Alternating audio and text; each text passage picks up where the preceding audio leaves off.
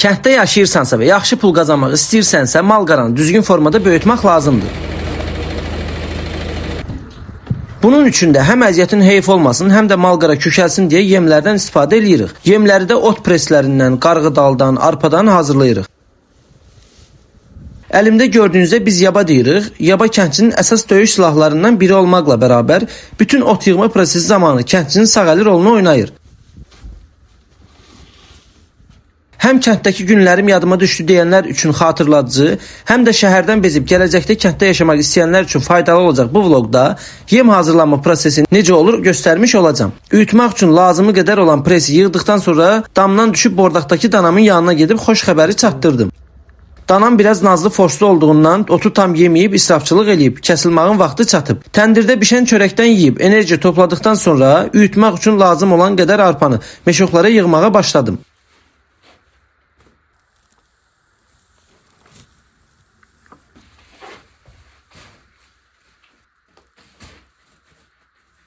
İşlərimi yekunlaşdırdıqdan sonra qalır yemin üyüdülməsi. Yem üyütmə aparatını traktorun arxasına qoşurlar.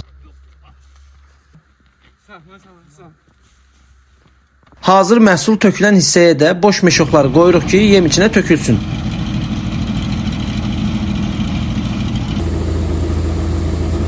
Otu hissə götürüb aparatın içinə yerləşdiririk.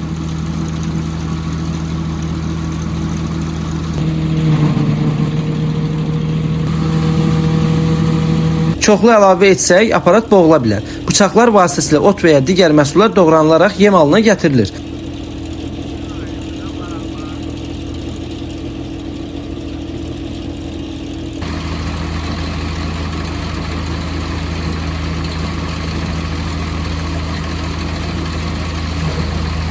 Bu prosesin ən pis cəhətlərindən biri də bütün hər tərəfin üzün, gözün toz içində olur.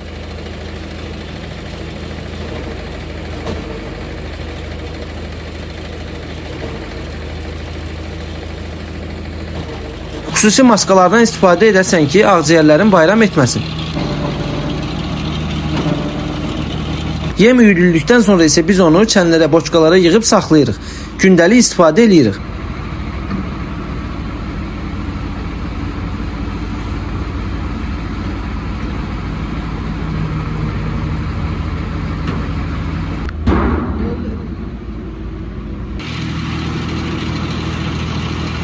Eyni qaydada da qarğıdaldan da və arpadan da yem üyüdülür. Fərqi isə üyüdən bıçaqların fərqli olmasıdır. Yem üyüdən qaqalara çox sağ ol deyib sizlərdən bol-bol takib, rəy gözləyərək vlogumu yekunlaşdırıram. Daha çox kənd videosunun olmağını istəyirsinizsə kanalıma abunə olaraq videolarımı bəyənib paylaşmağı unutmayın. Növbəti vloqlarda görüşənədək.